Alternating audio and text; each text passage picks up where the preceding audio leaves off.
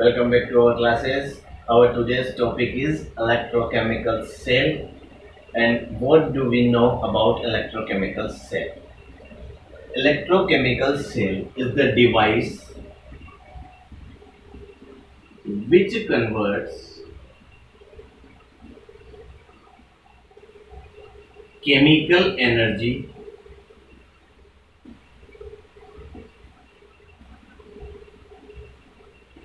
into electrical energy. Electrochemical cell क्या होता है?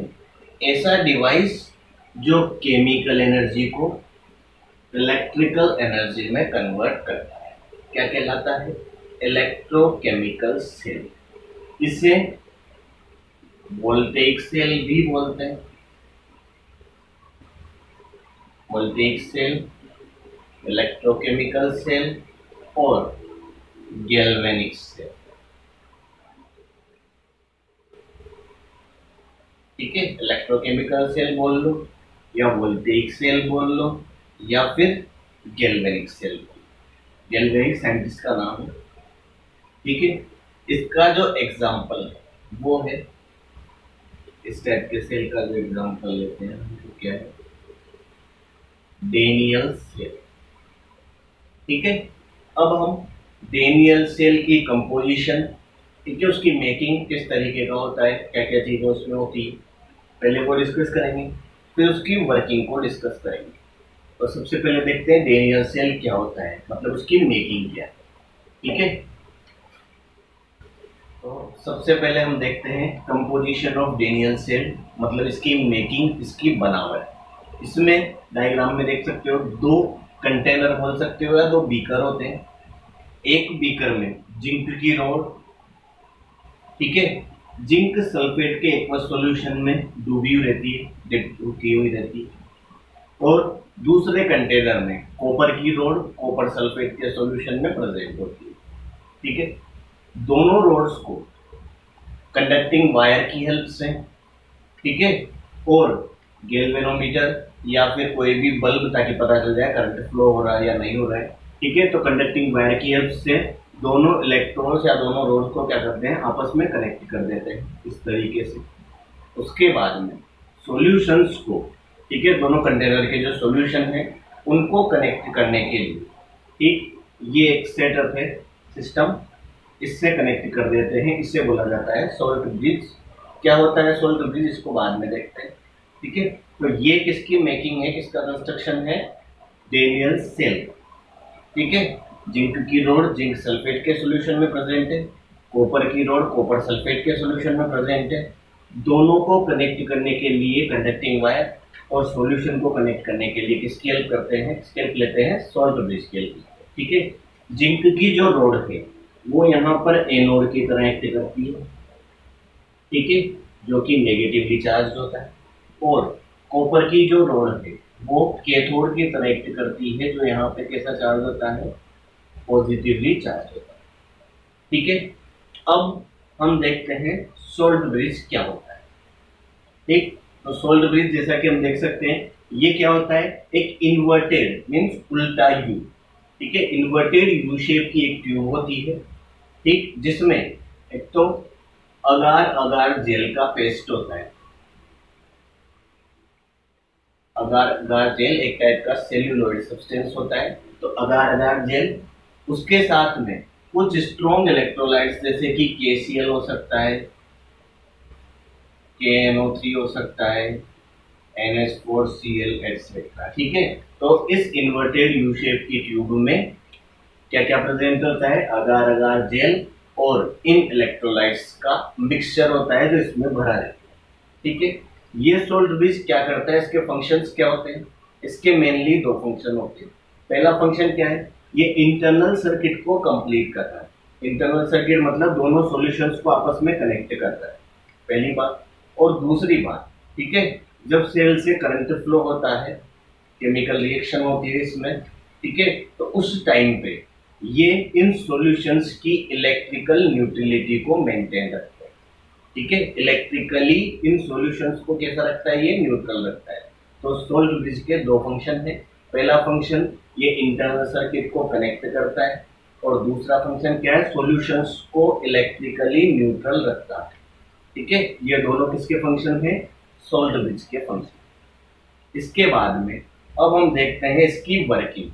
ठीक है, और वर्किंग में ही हम ये समझेंगे कि सोल्ट ब्रिज इन सॉल्यूशंस को न्यूट्रल कैसे रखता है। तो वर्किंग में देखो इसमें क्या होता है, सबसे पहले जो जिंक की रोड है, ठीक, जिंक की रोड पे कौन सा प्रोसेस होता है, ऑक्सीडेशन का प्रोसेस होता है। ठीक है, जिंक की रोड पे कौन सा प्रोसेस होता है, ऑक्सीडेशन का प्रोसेस होता है। और ऑक्सीडेशन में ये जो जिंक के एटम्स हैं, इस मेटल में जो जिंक के एटम है वो इलेक्ट्रॉन्स को रिलीज करते हैं, और जिंक 2+ आयन की फॉर्म में, जिंक 2+ आयन की फॉर्म में कहां पे आ जाते हैं, सॉल्यूशन में आ जाते हैं। ठीक है, तो जैसे ही जिंक +2 आयन ऑक्सीडाइज होकर सॉल्यूशन में आए, वैसे ही इस रोड पे कौन आ गए, इलेक्ट्रॉन्स। ठीक है, अब ये इलेक्ट्रॉन्स इस वायर की हेल्प से कहां पे पहुंचते हैं, कॉपर की रोड पे पहुंचते हैं। ठीक है, जैसे ही कॉपर की रोड पे पहुंचते हैं, सॉल्यूशन में से जो कॉपर सल्फेट का सॉल्यूशन है उसमें से कॉपर आयंस इन इलेक्ट्रॉन्स को गेन करते हैं, और इस रोड पे कॉपर मेटल की फॉर्म में क्या हो जाते हैं, रिड्यूस हो जाते हैं। मतलब कॉपर रोड पे कौन सा प्रोसेस हो रहा है, रिडक्शन, और जिंक रोड पे कौन सा प्रोसेस हो रहा है, ऑक्सीडेशन। ये हमेशा ध्यान रखना, जहां पे ऑक्सीडेशन का प्रोसेस होता है उसे कौन सा इलेक्ट्रोड कहा जाता है, एनोड कहा जाता है। ठीक है, यहाँ पे ऑक्सीडेशन किस पे हो रहा है, जिंक पे, इसलिए हमने जिंक को क्या बोला है, एनोड बोला है। यहाँ कैथोड पे रिडक्शन हो रहा है, तो ये क्या है, कॉपर रोड क्या है, कैथोड है। ठीक है, उसके बाद में देखो इलेक्ट्रॉन्स का फ्लो इस डायरेक्शन में हुआ, जिंक रोड ने, या बोल सकते हैं जिंक के मेटल्स ने इलेक्ट्रॉन दिए, ऑक्सीडाइज हुआ, और ये इलेक्ट्रॉन्स इस साइड में इस डायरेक्शन में फ्लो किए। तो करंट का जो डायरेक्शन होगा वो किसके अपोजिट होगा, इलेक्ट्रॉन्स की डायरेक्शन के अपोजिट। तो करंट फ्लो किधर से होगी, कॉपर रोड से जिंक रोड की। ठीक है, अब आगे देखो, जैसे ही जिंक +2 आयन सॉल्यूशन में है, ठीक है, तो सॉल्यूशन में कौन सा चार्ज बढ़ गया, पॉजिटिव चार्ज, क्योंकि जिंक +2 आयन कहां पे आ रहे हैं, सॉल्यूशन में आ रहे हैं, तो सॉल्यूशन में कैसा चार्ज बढ़ गया, पॉजिटिव। सेम यहां से कॉपर प्लस आयंस कहां जा रहे हैं, रोड पे। ठीक है, तो यहाँ कौन बच रहा है, ओनली सल्फेट आयंस। कॉपर +2 तो कम हो रहा है, जैसे ही कॉपर +2 ऊपर जा रहा है, ठीक है, सॉल्यूशन में कौन बच रहा है, नेगेटिव आयंस। मतलब ये सॉल्यूशन कैसा हो रहा है, नेगेटिव। ठीक है, तो इस पॉजिटिव चार्ज और इस नेगेटिव चार्ज को बैलेंस करने के लिए इस सोल्ट ब्रिज में से, ठीक है, पॉजिटिव आयंस तो किस साइड आते हैं, इस साइड, जैसे कि K+ हो गया, NH4+ हो गया, ये आयंस तो किधर आएंगे, इस कंटेनर में, और सल्फेट आयन के नेगेटिव चार्ज को क्या कर देंगे, बैलेंस कर देंगे। वैसे ही इधर कौन सा चार्ज है, पॉजिटिव, तो इस पॉजिटिव चार्ज को बैलेंस करने के लिए इस सोल्ट ब्रिज में से कौन आएंगे, नेगेटिव आयन, जैसे Cl- हो सकता है या NO3-। इससे क्या हो जाएगा, इस सॉल्यूशन की न्यूट्रलिटी मेंटेन हो जाएगी। मतलब जो एक्सेसिव पॉजिटिव चार्ज आया वो बैलेंस हो जाएगा, न्यूट्रल हो जाएगा। इधर जो एक्सेसिव नेगेटिव चार्ज है वो क्या हो जाएगा, बैलेंस हो जाएगा। ठीक, तो इस तरीके से सोल्ट ब्रिज क्या करता है, सॉल्यूशंस को इलेक्ट्रिकली न्यूट्रल बनाए रखता है। ठीक, तो ये सिंपल सी वर्किंग है। हमें दो बातें ध्यान रखनी है, क्या, जिंक का ऑक्सीडेशन होगा और जिंक प्लस आयन कहाँ आ जाएंगे, सॉल्यूशन में। जो इलेक्ट्रॉन बचे वो इलेक्ट्रॉन कॉपर की तरफ जाएंगे, और उन इलेक्ट्रॉन्स लेने के लिए कॉपर आयन सॉल्यूशन में से रोड पे चले जाएंगे और क्या हो जाएंगे, रिड्यूस हो जाएंगे। ठीक, अब इनकी रिएक्शंस की बात करते हैं, क्या क्या रिएक्शन होती है। तो देखो इधर, ये इसकी वर्किंग में देखो, पहले एनोड पे, एच एनोड, एनोड पे क्या हो रहा है, जिंक का ऑक्सीडेशन। ऑक्सीडेशन मींस कोई भी एटम, आयन या मॉलिक्यूल क्या करेगा, इलेक्ट्रॉन रिलीज कर देगा। तो यहाँ पे किसकी बात हो रही है, जिंक की। ठीक है, तो ये जिंक मेटल इलेक्ट्रॉन्स को रिलीज करके क्या बना रही है, जिंक 2+ आयन। ठीक है, ये क्या हो रहा है यहाँ पे, इसका ऑक्सीडेशन। ठीक है, इसके बाद में ये जो इलेक्ट्रॉन्स है ये कहाँ पे जाएंगे, कैथोड पे सॉल्यूशन में से कॉपर 2+ आयंस आएंगे, इलेक्ट्रॉन्स को गेन करेंगे और किस में, कॉपर मेटल में रिड्यूस हो जाएंगे। तो यहाँ पे क्या हो रहा है, reduction. Okay, is that clear? Next इसके बाद में अब ये जो प्रोसेस है ये हो रहा है एनोड पे, ये प्रोसेस हो रहा है कैथोड पे। ठीक, अब मैं बात करूं ओवरऑल सेल रिएक्शन की, जिसको बोलते हैं नेट सेल रिएक्शन, तो वो क्या हो जाएगा, इन दोनों को अगर मैं ऐड करूंगा, क्योंकि सेल में ये दोनों तो प्रोसेस हो रहे हैं, आधा प्रोसेस इस इलेक्ट्रोड पे और आधा प्रोसेस इस इलेक्ट्रोड पे। ठीक, तो इन दोनों रिएक्शंस को तो बोला जाता है half cell reactions, half cell reaction, और इसे भी क्या बोलेंगे, हाफ सेल रिएक्शन। ठीक है, या और क्लियरली बोला जाए तो half cell oxidation reaction, half cell reduction reaction. ठीक, अब अगर कंप्लीट सेल रिएक्शन की मैं बात करूं तो कंप्लीट सेल रिएक्शन क्या हो जाएगी, इन दोनों को ऐड कर दो तो net cell reaction, net cell reaction की अगर मैं बात करता हूं तो वो क्या हो जाएगी, देखो LHS को एक साथ ऐड कर लो, जिंक प्लस कॉपर 2+, और इधर क्या हो जाएगा, जिंक प्लस 2 और कॉपर, जिंक प्लस 2 और कॉपर। ठीक है, जो सॉलिड फॉर्म में उसके नीचे एस लिख देंगे मीन्स सॉलिड, और जो सॉल्यूशन में उनके नीचे लिख देंगे AQ मीन्स ये क्या है, एक्वस सॉल्यूशन। ठीक है, दो इलेक्ट्रॉन से दो इलेक्ट्रॉन कैंसिल हो जाएंगे। ठीक, तो यहाँ पे अगर हमसे किसके लिए, डेनियल सेल के लिए एनोड पे होने वाली रिएक्शन पूछी जाए या हाफ सेल ऑक्सीडेशन रिएक्शन पूछी जाए तो ये, कैथोड वाली रिएक्शन पूछी जाए तो ये, और नेट सेल रिएक्शन पूछी जाए तो ये। ठीक है, ये डेनियल सेल का कंस्ट्रक्शन हो गया और उसकी वर्किंग हो गई। ठीक है, सिंपल सा प्रोसेस है डेनियल सेल। अब इसके बाद में, ठीक है, 3 केस देखते हैं। वो 3 केस किससे रिलेटेड है, वो रिलेटेड है डेनियल सेल के वोल्टेज से। ठीक है, क्या क्या है देखो इधर, डेनियल सेल का जो वोल्टेज होता है वो होता है 1.1 वोल्ट। ठीक है, डेनियल सेल का जो वोल्टेज होता है वो कितना होता है, 1.1 वोल्ट। ठीक, अब यहाँ पे 3 केस हो सकते हैं, क्या क्या, सपोज जो डिवाइस हमने इससे कनेक्ट किया है सेल से, उसका वोल्टेज, ठीक है, यहाँ पे वोल्टेज V बोल लो या फिर EMF के अकॉर्डिंग E भी बोलते हैं, E या V से डिनोट करते हैं। ठीक है, तो जो एक्सटर्नल डिवाइस हमने ऐड किया है उसके वोल्टेज को मैं बोल रहा हूँ E एक्सटर्नल। ठीक है, या तो वो 1.1 वोल्टेज से क्या हो सकता है, कम हो सकता है, या फिर वो 1.1 वोल्ट के इक्वल हो सकता है, या 1.1 वोल्ट से ज्यादा हो सकता है। ठीक है, 3 ही केस हो सकते हैं। अगर किसी डिवाइस को तुमने डेनियल सेल से कनेक्ट किया, ठीक, किसी इलेक्ट्रिकल डिवाइस को, तो 3 केस हो सकते हैं, या तो उसका वोल्टेज 1.1 से कम है, या उसका वोल्टेज 1.1 की इक्वल है, या फिर उससे ग्रेटर। ठीक है, if E external is less than 1.1, तो इस केस में क्या होगा, जो डेनियल सेल उससे करंट का फ्लो होगा किसमें, इस एक्सटर्नल डिवाइस में। ध्यान रखना, जब एक्सटर्नल वोल्टेज जो डिवाइस कनेक्ट किया है उसका वोल्टेज 1.1 से, जो कि डेनियल सेल का वोल्टेज है, उसका EMF है, ठीक है, उससे कम है, तो करंट का फ्लो सेल से किसमें, डिवाइस में होगा। इस केस में, ठीक है, एनोड कौन होगा, जिंक, कैथोड कौन होगा, कॉपर। तो इलेक्ट्रॉन्स का फ्लो कहां से कहां होगा, जिंक से कॉपर की ओर। ठीक है, तो करंट का फ्लो कहां से कहां होगा, कॉपर से जिंक की ओर। ये ध्यान रखना। ठीक है, इसे बोल सकते हो जैसे सेल से अगर करंट फ्लो हो रहा है तो सेल कैसा हो रहा है, डिस्चार्ज। तो इस प्रोसेस को बोला जा सकता है, यहाँ पे क्या हो रहा है, एक तरीके से डिस्चार्जिंग हो रही है।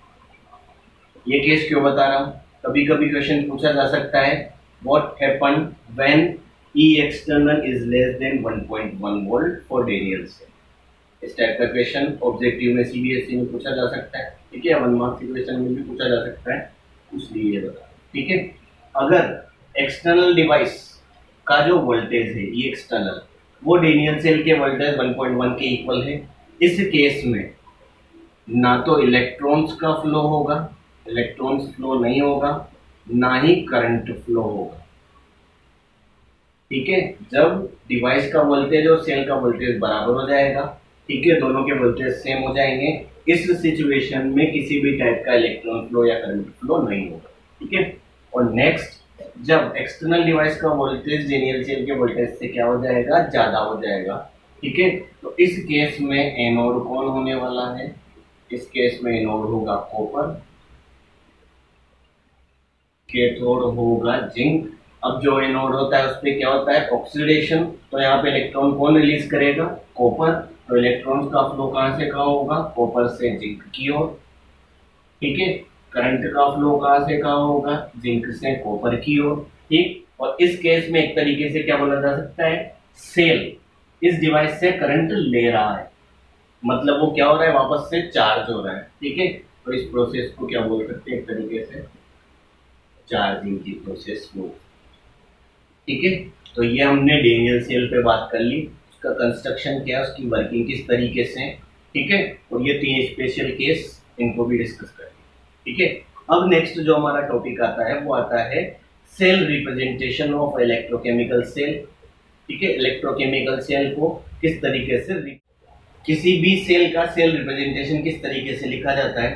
ठीक है, इसको मैं समझाता हूँ। देखो, हमें ये एक नेट सेल रिएक्शन दे दी डेनियल सेल की, और इसके लिए क्या पूछ लिया हमसे, इसके लिए सेल रिप्रेजेंटेशन लिख। ठीक, तो सेल रिप्रेजेंटेशन लिखने के लिए कुछ स्टेप्स हैं, वो हमें दिमाग में रखने, उन स्टेप्स को इजीली फॉलो करेंगे तो हम सेल रिप्रेजेंटेशन लिख सकते हैं। ठीक है, पहला स्टेप क्या है, स्टेप फर्स्ट है, जब भी सेल रिप्रेजेंटेशन हम लिखते हैं तो हमें क्या ध्यान रखना है, इसे ध्यान रखना है, एलोन। ठीक है, एलोन, इसका मतलब A for anode, L for left, O for oxidation and N for negative charge. इसका मतलब क्या है, एनोड को, किसी भी सेल के एनोड को सेल रिप्रेजेंटेशन में लेफ्ट साइड पे लिखना है, उस पे ऑक्सीडेशन होना है और वो नेगेटिव चार्ज होना है। ये चीज तो मैंने बताई है, जहां पे ऑक्सीडेशन होगा उसे ही क्या बोलेंगे, एनोड बोलेंगे। ठीक, तो एनोड, उस पे क्या होना चाहिए, ऑक्सीडेशन, तो हम देख सकते हैं जो ऑक्सीडेशन हो रहा होगा वो एनोड है, उसे कहाँ लिखना है, सेल रिप्रेजेंटेशन में लेफ्ट में, और उस पर कौन सा चार्ज आता है, नेगेटिव चार्ज। ठीक है, ये पहली बात ध्यान रखनी है। यहाँ पे देखो, जिंक, जिंक +2 में कन्वर्ट हो रहा है और कॉपर 2 प्लस कॉपर में कन्वर्ट हो रहा है। देखो इधर, यहाँ पे इस पे चार्ज है 0 और इस पे चार्ज है पॉजिटिव, मतलब इसने क्या किया, इलेक्ट्रॉन रिलीज किए, और इलेक्ट्रॉन का रिलीज करना, इलेक्ट्रॉन देना, क्या कहलाता है, ऑक्सीडेशन। मीन्स यहाँ किसका ऑक्सीडेशन हो रहा है, जिंक का, किसमें, जिंक 2 प्लस में।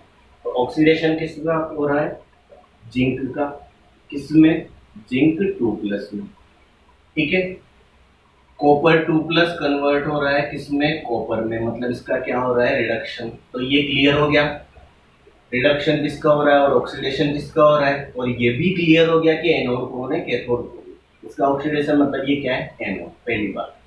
दूसरी बात क्या ध्यान रखनी है, मेटल को, यहाँ पे जिंक सॉलिड फॉर्म में तो मेटल, और उसका सॉल्यूशन, या बोल सकते हो उसके मेटल आयंस, जो कि कहाँ होंगे, सॉल्यूशन में। तो मेटल और उसके सॉल्यूशन को एक सिंगल वर्टिकल लाइन से सेपरेट करना है। किस तरीके से, सपोज जिंक तो मेटल है, ये किस में कन्वर्ट हो रहा है, जिंक 2 प्लस में, तो मेटल और उसके आयंस को सेल रिप्रेजेंटेशन में लिखते समय किस तरीके से, सिंगल वर्टिकल लाइन से सेपरेट करना। ठीक है, zinc vertical line, zinc 2 plus, ये किसको रिप्रेजेंट कर रहा है, एनोड को, इसको रिप्रेजेंट कर रहा है anode. Is that clear. Next, cathode को भी इस तरीके से लिखेंगे, कॉपर 2 प्लस आयन किस में कन्वर्ट हो रहा है, कॉपर में।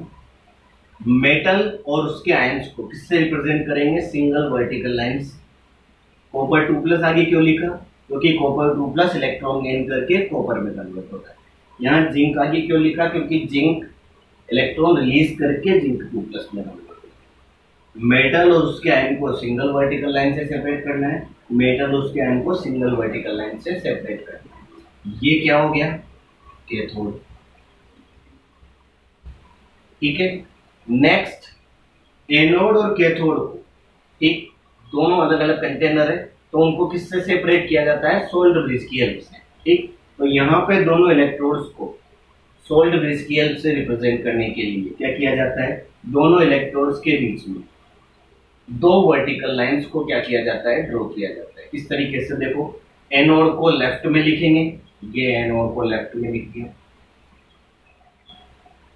ठीक, और ये किसको लिख दिया, कैथोड को। दोनों को सेपरेट करने के लिए बीच में दो वर्टिकल लाइंस बनाई जाएगी। ठीक है, ये क्या हो गया, इस सेल के लिए सेल रिप्रेजेंटेशन। ठीक, उसके बाद में नेगेटिव चार्ज किस पे होना है, एनोड पे, तो यहाँ पे नेगेटिव चार्ज शो करेगा। पॉजिटिव चार्ज किस पे होना है, कैथोड पे, तो यहाँ पे पॉजिटिव चार्ज शो करेगा।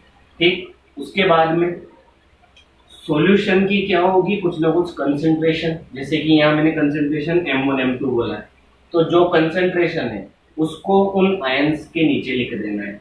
जैसे जिंक प्लस 2 आयंस की कंसंट्रेशन कितनी है, M2, तो यहाँ ब्रैकेट में M2 लिख देंगे। यहाँ कॉपर 2 प्लस आयन की कंसंट्रेशन कितनी है, M1, तो यहाँ पे क्या लिख दिया जाएगा, M। इस तरीके से सेल का क्या लिखा जाता है, सेल रिप्रेजेंटेशन लिखा जाता है।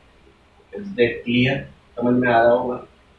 ये हमने डेनियल सेल के लिए क्या लिख दिया, सेल रिप्रेजेंटेशन लिख दिया। एनोड लेफ्ट में लिखा, कैथोड को राइट में ऑटोमेटिक लिखना है। एनोड पे नेगेटिव चार्ज, उस पर ऑक्सीडेशन हो रहा है, ये चीज फॉलो हो रही। दूसरा मैंने क्या बताया, मेटल और उसके आयंस को सिंगल वर्टिकल लाइन से सेपरेट करना है। ठीक, इधर भी मेटल और उसके आयन को सिंगल वर्टिकल लाइन से सेपरेट किया है। दोनों इलेक्ट्रोड्स को, एनोड को और कैथोड को, दो वर्टिकल लाइन से जो पैरेलल है उनसे सेपरेट करना है। Negative charge positive charge integrate करना है, नेगेटिव किधर, एनोड साइड पे। उसके बाद में जो भी एक्वस सॉल्यूशन की कंसंट्रेशन तुम्हें रिएक्शन में दी है उनको उन्हीं के नीचे ब्रैकेट में लिख देना है। ये सेल रिप्रेजेंटेशन है। ठीक, नेक्स्ट जैसे एक और रिएक्शन ले लेते हैं। सपोज हमें ये रिएक्शन दी है, कॉपर और 2Ag प्लस, ये कॉपर 2 प्लस और 2Ag सॉलिड में कन्वर्ट हो।